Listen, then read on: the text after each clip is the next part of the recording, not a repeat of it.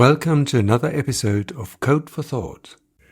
Some of you may remember my interview with Teresa Gomez-Diaz on open science from last year, 2022.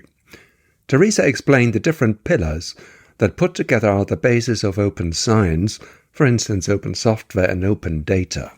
But even though most of us are software engineers in research, I believe all of us realize how important publishing is, still is, in the world of science and research. And so in this episode, I want to focus on open access, which is another pillar of open science, and in particular the Budapest Open Access Initiative. I had the great pleasure and privilege to meet with Jean-Claude Guedon from the University of Montreal in Canada in 2022. Jean-Claude is one of the authors of the Budapest Open Access Declaration from the year 2002 and an expert in the history of scientific publication and communication. He may be retired, but as he says, retirement is nothing but a long sabbatical year. In my discussion with Jean-Claude, we explore the background and history that led to the Open Access Declaration, but also touch on the impact it has had on the world of science communication and what we hope the future will hold. The episode notes contain a number of links you might want to follow up on. And here now my conversation with Jean-Claude. Hello, Jean-Claude. Thank you very much for attending today's show. It's an honor and a privilege to meet you because you're one of the authors of the Budapest Open Access Initiative. But before we talk about this, could you briefly introduce yourself? Thank you for the privilege on my part of being on this podcast. I'm very, very happy to be able to respond to you. I'm a retired professor from the University of Montreal, a historian of science by training. I had a sort of digression in my career, which led me into comparative literature, but also led me into scholarly communication, publishing, and the whole internet and digital context, which actually directed most of my research and most of my activities in the last 25 years of my career. And now that I'm retired, I can really do my career freely, which is very, very nice. You know that retirement is nothing more than a long sabbatical year. I quite enjoy this. I quite enjoy the situation, I must say, very, very frankly. So that's what I'm doing. I'm continuing to do the work, which essentially I started in the 90s with electronic publishing of a journal, way back then in 91. And then the discovery of the open access movement in the mid 90s. And then, of course, getting drafted to join the Budapest meeting, which led to the formal launch, in effect, of that particular movement. And I've been active in that ever since, while trying to reflect and think a little bit about what it all means, because it actually goes way beyond what the ostensible open access question really is. We started from that question. It looks simple and direct, but it turns out to be a much more complex and much more interesting question, actually. We're living through a very major transition in our civilization by moving away from analog storage and writing, producing of documents to an entirely different context. And the new context we all know is networked digitization. It's computers all over the world interacting in a kind of difficult to fathom entity. I say it's difficult to fathom because in a sense it is an extension of humanity, but at the same time it's feeding back into humanity in very complex ways. It's changing us as well.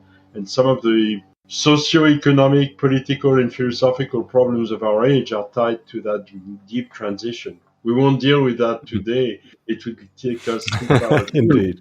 But I think it's important to set the context to show that this problem of scientific communication and publishing is only a small segment of a much larger project, a problem which we have to deal with and we are dealing with, and which is, of course, affecting our lives.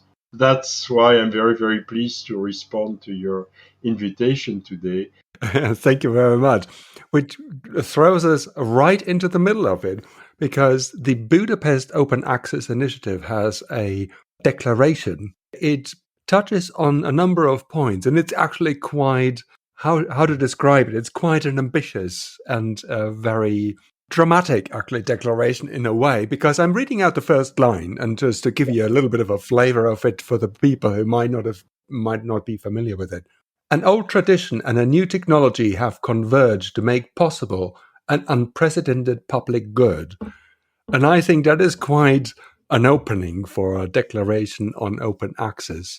And I think with you being actually in the room when this document was written, I'm keen to find out how all of that came about. I mean, you touched on that a little bit, but maybe you can go into the specific, how you got actually to participate in the Budapest Open Access Initiative and in the writing of the document, of course. Well, how I got drafted into it is still a bit of a mystery to me. I think two people were involved independently, Fred Friend, who also was there, and Stephen Harnad, who also was there. So both people, I think, had something to say about the this particular fact that I was part of the thing. That's not the important element, by the way. Really, a lot of interesting people were there. What I think is important in the Budapest Declaration is that it both reflects accurately the ambitions of the time, 2001, and also the limitations of the vision of the time.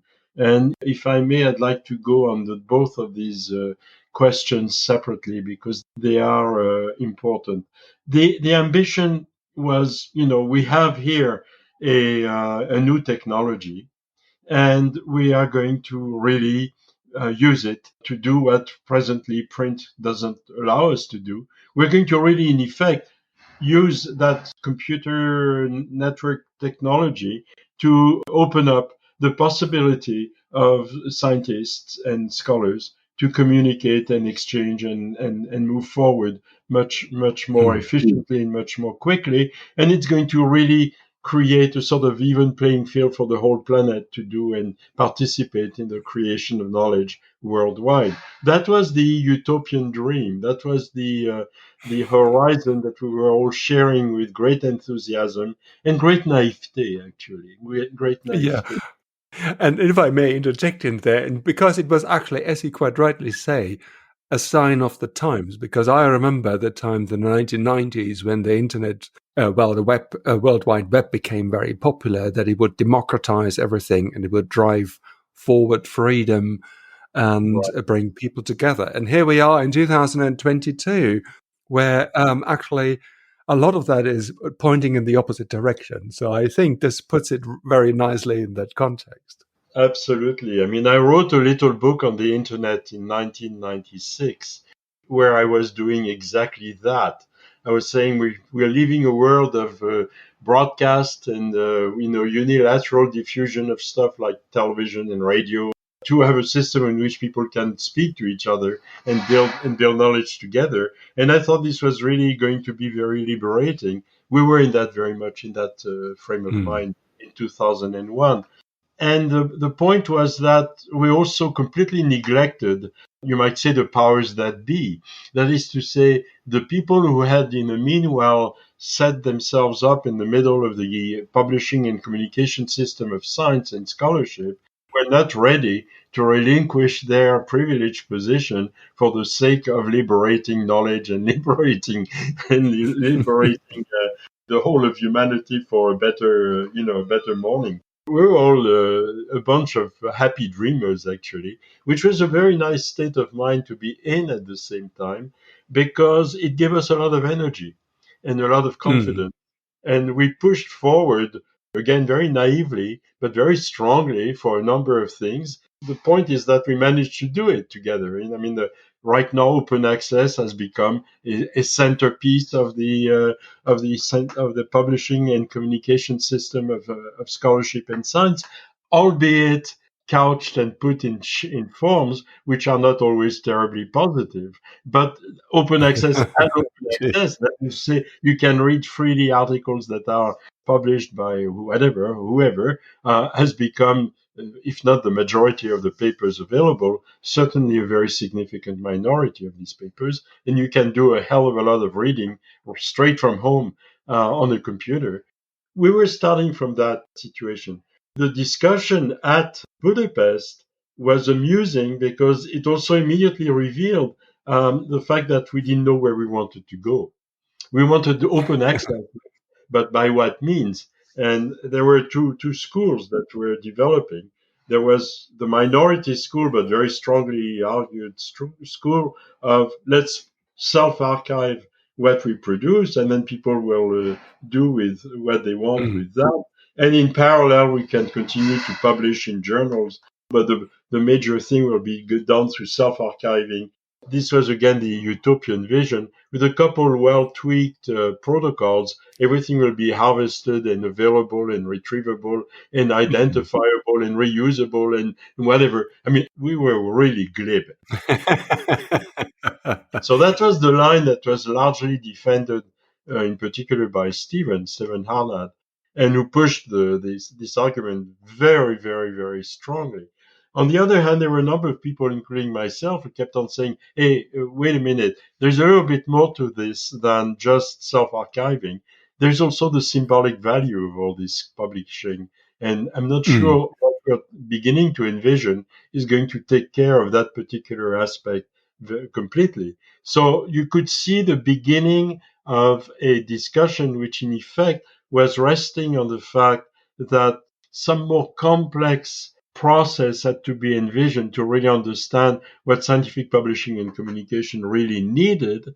And the notion of having something like a journal became an important element. Now, some people were very, very strongly on the side of journals and creating open access journals. I'm thinking about Michael Eisen, for example, and who, of course, was closely associated with the Public Library of Science project, which was Mm. getting some very significant money from the Intel-based foundation. So you had that, and there were other people, and there was, because of my training in history of science and science policy, people were trying to look at beyond journals, more at journals as journal function, if you want. And we're trying to Mm. say, well, what can we do in a digital world to do the equivalent of what journals presently is doing in the complex system that we call scientific publishing and scientific communication. So Mm. then there's a kind of tension that developed between particularly Stephen and myself, although we've remained very good friends, but in a sense, we took different paths.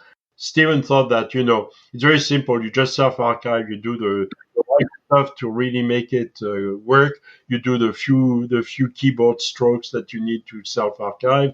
That's all you have to do. You do it. Mm. And if you're a responsible researcher, you have to do it. It's a moral duty. Stephen is very much of the categorical imperative school. If Mm. you have a well understood concept in your mind, then you have to obey it. The problem is that many scientists and researchers and scholars are not Kantian and they don't Mm. believe in the categorical imperative. So he thought, you do that, you do that. Meanwhile, you publish normally in journals as if journals are not going to pay attention to the fact that you're putting stuff in repositories, which of course was not the case. And in the end, the whole house of cards will crumble and everything will go on the side of the repositories. The rest of the group was more carefully trying to move forward. And there, I would say, the open access movement somehow got kidnapped. In some, you could Kidnapped by whom and by what? by the librarians. The librarians suddenly they seized themselves of open access and they saw in open access the ultimate tool to keep the publishers under control. If we do a lot of open access, they won't be able to Mm. charge us as much with their journals. That was more or less the Mm. simplistic argument. And this had two consequences. On the one hand, the librarians gave a lot of support to the open access movement, which was very Mm. important for the development of the open access movement, including developing a lot of repositories and putting Mm. resources to developing repositories. But at the same time, they were putting the whole open access question in a framework, in a context, which really was not at all that of open access. It was in the context of how do we as librarians negotiate more efficiently with publishers in order to get better prices. That led to a very complex field of discussions in which many questions got completely mixed up, in which I would say Mm. favored and allowed the publishers to gain time to think about open access and finally suddenly say to themselves, hey, if we're smart, this access thing may not be an enemy. It may be actually a very useful thing to increase our revenues. And that's when new recipes of open access began to be pushed mainly by publishers to push the open access movement, but at the same time deflecting it into an area which was far from being very positive. What happened at that point is that the model of Biomed Central, which had already been tested even before Budapest, became a sort of business model for the open access movement from the publisher's perspective. And then when Mm. Welterop moved to Springer around 2005, he developed another really, really important element of the business plan, which was the notion of hybrid journal. The notion of the hybrid journal, which is a journal that publishes half as a subscription journal, half as open access, Mm. as a way to transition gracefully and harmoniously from paywalled journal to open access journals, had been initiated by people like David Prosser back in 2003 as a Right. strategy to do the transfer. What publishers realized is that a hybrid journal was a wonderful tool to modulate your income sources in order to maximize your profit. You keep on playing with the two elements, and you drag some people with articles that they pay for, and you drag librarians to pay for the journal, and you end up doing what the librarians rightly call the double dipping movement. So at that point, you started seeing around 2005, 6, 7, 8, an evolution of the open access movement into really a battle and a fight and a tension and a contest between librarians who wanted to have as cheap journals as possible and publishers who wanted to have as much profit as possible. Meanwhile, the Mm. researchers were left on the wayside. And for a while, the managerial part of research was also left outside. The funding agencies were not involved in that. The leaders of libraries, of laboratories, or the leaders of universities or research centers were not involved either. You had this kind of lopsided discussion between librarians and publishers trying to Mm. shape what open access should be optimally like. There is quite a lot in there, what you just said, with regards to the battle between the battle between the different philosophies or the different mindsets, what open access actually should be and how it actually panned out. Because nowadays, it can be quite confusing what open access means. There's the gold standard, there's the green standard, and etc. Yeah. And I believe that publishers found a nice way of making money by actually not charging people who access the articles, but people who write them, which of course means that universities have to pay for them, just as they had to pay for subscriptions, they now have to pay for publishing. When Welterop went to Springer, I still remember Dirk Hank was the CEO at the time of Springer. And I Mm. remember in Frankfurt, I was there at a banquet where we were discussing these issues around the table. He suddenly said, when we thought about having article processing charges for the journals, I wasn't quite sure who would be paying for that. But then suddenly I realized that funding agencies and universities might add those sums of money to those that traditionally had been allocated to the buying of subscriptions of Mm. journals. He said laughingly, suddenly I realized we had invented a new revenue stream, and I was all for it. What Not surprisingly. you know, suddenly when the publishers realized that open access was not a threat, it was an opportunity. It was a Mm. way to invent new sources of revenues from funding agencies who began to feel that they had to get involved in Mm. helping researchers getting published, and universities who felt that they had to do that because of rankings and classifications on the world scale, which relied on the number of publications, Mm. among other things, and which therefore meant that paying for these articles was strategically important for the good reputation of the institution. So at that point, you Mm. had a system that began to really tighten up, which really brought fruition in complete coherence a transition which had started much earlier, which is the commercialization of scholarly publishing after the Second World War, but then became there, tied up with the issues of what you call this, of a science citation index and impact factor and all that. You put all this together into a system in which the economic value of a journal is tied to a metric which is supposed to also give an indication about the intellectual value of this thing. You put Mm. that into a ranking system on the world scale. You put everybody in competition with everybody else, and you just say if you want to look good in there, you have no choice but to publish, publish, publish, Mm. publish. That is exactly what I want to talk about in a little bit more detail. There are two elements that I would like to discuss. First, a little bit about the history of publishing, and then secondly, that when we say publishing, there's a lot more involved, as you alluded to, than just putting together a paper and communicating with other scientists in order to share knowledge. But let's talk about history, because scientific publishing is, of course, older than since the Second World War, but it has perhaps not always been that huge a kind of business. No, Could you give us a little bit of a run through? Because I think that's quite interesting. So how did this turn into this kind of big business model that we right. see today? Yeah, let me not go back to 1665 and the creation of the No. transactions, the philosophical transactions of the Royal Society. That is quite often taken as the formal beginning of publishing of journals.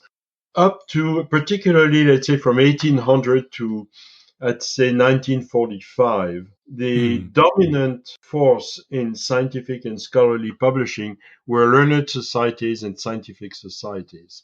Essentially, what was happening is that people were trying to emulate what the national academies had started doing earlier, and they were trying to create circles in which they could project their voice beyond the circle itself of the society. So the idea is that a number of natural scientists and natural philosophers or scientists would band together, put a bit of money mm, through dues together, bring a journal out together, and mm, would choose the best work coming from their circle in that journal. So they were publishing themselves essentially and diffusing mm, that to the rest of the world. And the idea was that with that we can exchange our journal with similar societies, which create also similar journals, so that with one journal and a few hundred copies, we could get several dozen, if not hundreds, of titles of journals from various societies all around the world. And this is a model mm, that gradually developed with the British Association for the Advancement of Science and similar associations throughout Europe, all through the 19th century and the early part of the 20th century. In mm, parallel, the commercial publishers were looking at possibilities of doing scientific publishing, but they've quickly realized that publishing very esoteric stuff, which can interest only a few hundred people at best, is not a very good business model to get any place. They realized, on the other hand, that the writing of some very good books and best selling books could be very profitable. They thought that journals could be sometimes useful to maintain a link with a pool of potential authors. And then you publish the books that went out and became bestsellers in the period. I suspect that if one looked very closely at the publishing history of someone like Darwin, you would find a relationship between publishers and Darwin and the journals and eventually the monographs of Darwin's, exactly following that sort of pattern, so as to bring about right. essentially a best-selling, very important monograph. The secondary market that the commercial publishers developed before the Second World War was Mm, you might say, the indexing market or the abstracting market. as the number of journals Right. began to grow rather exponentially, and it became ever more difficult to follow what was going on, some commercial people began to develop the possibility of creating bibliographies of these journals and also creating in abstracting services for these journals. And they started selling those. And that was a Right. secondary market that began to develop fairly actively, particularly in Germany. And you Hmm. might say that up to the Second World War, the learned societies dominate the situation all over the place. And you have commercial publishers doing a few journals, but also mainly secondary market indexing, abstracting kind of stuff, as well as dictionaries and compendia and these kinds Yeah. of publications, things that synthesize the knowledge in a way that makes it more available to a wider public. The Second World War completely shifted that because first of all, the role of science in the Second World War was immense, absolutely immense Mm. on both sides of the war. And after the war, suddenly science became a strategic element, and especially with Right. the rise of the Cold War, the countries realized, most especially the US and the Soviet Union, realized that they have to maintain a dominant position in scientific research if they have a chance of resisting the adversary. The amount of support for research by governments really exploded. One must not forget that before the Second World War, the part of governments in supporting research financially was quite limited. That immediately meant that the number of publications, of course, grew phenomenally. And the result of that is that the learned societies just couldn't cut it. They just couldn't do it. Mm. They didn't have the resources to take in that many things. And it's at that point that the commercial publishers, some of them, began to understand that they had perhaps there the way to make some money. And the person that really invented that, I would say fundamentally, not alone, but he Mm. was really a driver, was of course Robert Maxwell and the creation of Pergamon Press. You have the development after the Second World War of this commercial press, which is immediately followed by Elsevier becoming an important player and Springer becoming an important player, and a number of commercial outfits beginning to develop to essentially occupy a beachhead in this domain of scientific publishing. Except they don't have yet everything to make the whole thing work because, yeah, there is a demand for more journals than what the societies can offer, but they can anticipate that at some point the societies are going to catch up. So you need Right. Yeah. more. And that's where actually something very important happened with the Science Citation Index of Garfield. When Garfield came along as a way to create a bibliographic tool to follow ideas across discipline, Garfield also suddenly realized he had something that could be used to gauge how well a journal was doing in terms of it being noticed by other journals. And he suddenly realized that if he could somehow close the system, limit the number of journals, and say these are the important journals of the world, then suddenly the rankings of these journals through their citations, as well as their belonging to this inner circle of journals, would suddenly make into one area come together the intellectual, in quote unquote, value of Mm. these journals with their The commercial. impact factor. Is It that was what you the mean? The impact factor? Exactly. So when the impact factor began to play into the whole thing, the commercial publishers began to realize that they had in hand, the means to make intellectual and economic value converge. And that's when the rankings of the journals began, and that's when the competition between journals began in a very strict manner. That's when they decided that an impact factor had to be produced with three decimals because as Garfield said in one article, we need that to have an unambiguous ranking of journals. It's completely crazy when you think about it. So that's where you end up having as a system in the 90s. And in the 90s, of course, what happens at that moment is the creation of digital journals. That's the beginning of the digital Mm. world. And this is where the modern publishers have been extremely good at, on the one hand, destroying the journal by putting them on platforms which actually foreground the article. Because when you read an article on the platform like Science Direct, they don't Yeah. direct you to another journal. They direct you to other articles of the collection of journals Yes. and articles that Elsevier owns. But while the platform really doesn't care about journals, in terms of the relationship to the libraries that buy the journals, what you do then is you rank the journals, however absolutely irrelevant this is, you rank them and you sell them to libraries by telling them these are the important journals. And of course, Mm. what is even more important is that it catches the researchers into this game because they want to publish where it's important to be Mm. published, not to be communicated or to be viewed or seen, but because they can put in their file something saying, I was published by Nature.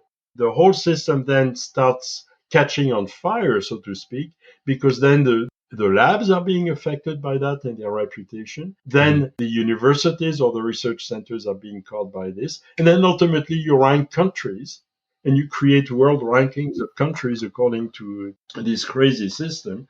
And you, of course, what you have there is a completely closed and well organized system in which then open access had to find its place. And it did. It did beautifully because you just came in there and you had your APCs, article processing charges, which corresponded to the impact factor of the journal. And at that point, the whole system works coherently from an economic standpoint, even though Mm. it's completely irrational from a research standpoint. I guess this is not exactly what you envisaged when you came up with the Open Access Initiative. What strikes me about the opening passage, old tradition, which is, of course, the publishing, and new technologies, the internet coming together. But in actual fact, when we look at publishing today, very often look at a PDF. So instead of it being printed into a journal, which then sits on a shelf somewhere in a library, you can download the PDF. Maybe you can also download the data. But it's kind of, yeah, we have this new technology, but it's kind of in a similar way that we've dealt with in the past, except you don't have a physical copy anymore. You have the PDF. So have we actually really advanced the technology that much? You know what Marshall McLuhan used to say about all these technologies? We look Mm. into a rearview mirror. The PDF is a perfect example, which has been defined and described by somebody like Gregory Crane as a digital incunabula. That is to say, it's a comical imitation of print in a digital thing. The PDF format itself was actually derived from a protocol which had been invented to unify the relationship of computers and printers. It just says it can be printed any place. Now, the whole point of PDF is to be printed. PDF is a very bad format to work with. The only way you can use a PDF, and I do it myself, it's because it looks like an old article that has been printed and I can annotate it by hand, and my mind works well with this kind of tool. But my children and the next couple generations who have been probably much more attuned to really digital documents are going to say PDF is complete nonsense. Indeed, the new technology that we were envisioning in 2001 was a rear view mirror technology, something like F1000 Research, the commercial platform that was developed by Vitek Trash a few years ago, Right. shows far more what one can do with the digital world than the Mm. PDF being produced in the old ways. Look at it this way. I work in a lab with my team. I get some data. I write this up as an article. I send it to a journal. It's being reviewed by peer reviewers. It's coming back to me with suggestions and corrections and criticisms. We rework the article. We send it back. Maybe a second time comes back, and finally it's accepted. Meanwhile, about a year has passed by. Then the article is going to be produced, and then after 6 months it's going to appear. And then once it's appeared, it's going to be noticed another 6 months or a year later. And then another lab is going to start reacting to it. And by the time something happens in response to the original work that we did Yeah. in the lab, it's going to be 3, 4, 5 years. This is an extraordinarily bad way of doing it. And the PDF is not Mm. accelerating that at all.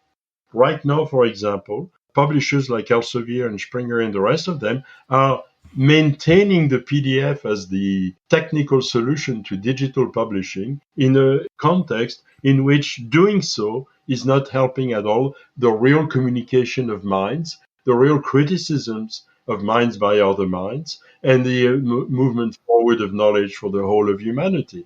It's something entirely different. What does it mean for the open access movement then in future? So if you look back over the past 20 years and you look ahead the next 20, so what is it that you actually would like to see?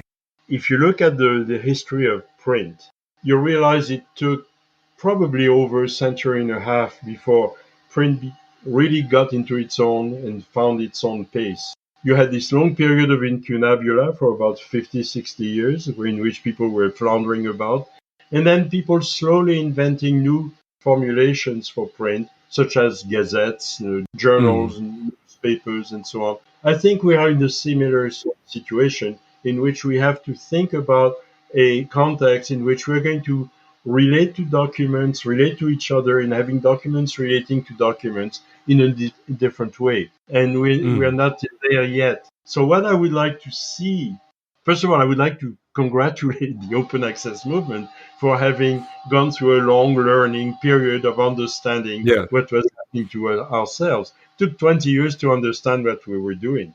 And I'm not sure all people in the open access movement have yet understood that. Some have not. Now the next stage is to do one thing that's very simple, which is open access is a derivative of the digital revolution. We've got to fit within the digital revolution, not the reverse. The open access objective, or open science now, because I think the change of vocabulary is part of that transition, really know what we want to do. What do we want to do? Open access is about the best production of knowledge possible for human Mhm. beings, their dispersed brains, and their difficulty to criticize each other. It's a contingent way of bootstrapping ourselves upward and upward, but it's a very complex and very Mm. difficult bootstrapping sort of effort. And we've got Mhm. to really design open access and open science to maximize the bootstrapping element of knowledge production. And I mean for the whole of humanity. Right now, we have a system in which a minority, elite group of countries is leading completely the whole thing, marginalizing large segments of knowledge production elsewhere in the world, using knowledge as a geopolitical and strategic element in international Mm. competition. We've got to really take knowledge seriously and say the whole of humanity has to be involved. That, I think, is really the future of open access. Relocate itself not as a kind of instrumental subset of what science is, but put itself at the center of a very, very important question, which is so important nowadays with all the fake news and all that kind of stuff. What can we do to produce the best possible knowledge as a distributed system of human beings trying to do their best? It's complex because for many scientists, the objectives are much more narrow. I mean, they want to lead a good lab, they want to have their prizes, they want to have their Mm. grants, To they want get to have, funding for the next project and things that's like right, that. have Mm. good careers and all that.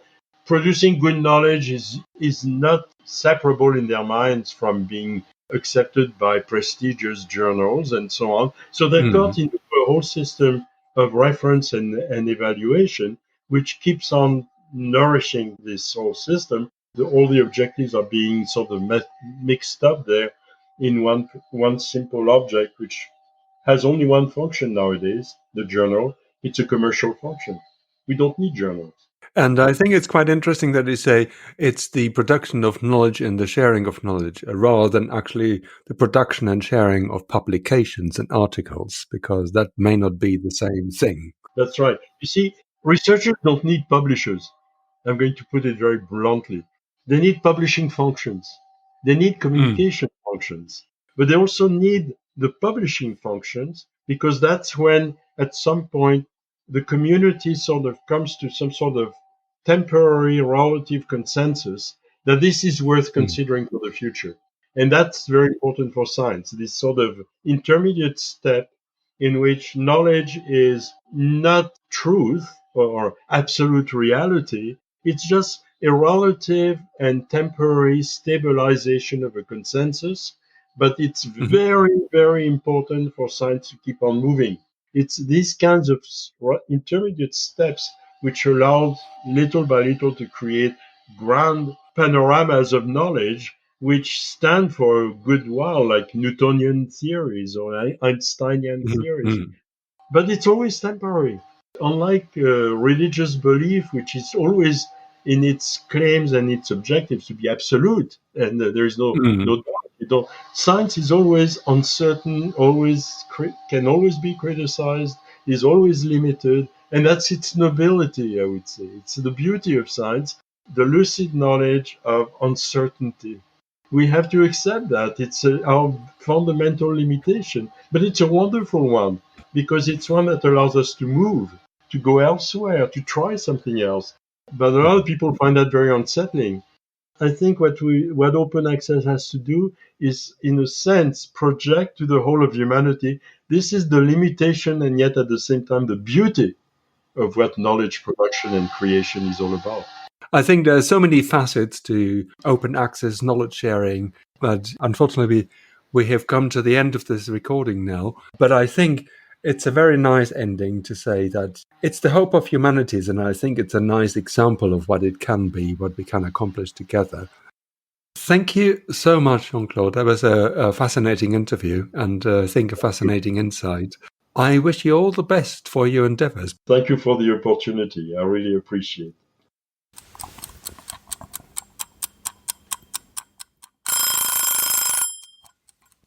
Oh, time's up. See you next time. But before I forget, this podcast is covered by the Creative Commons license. See ya.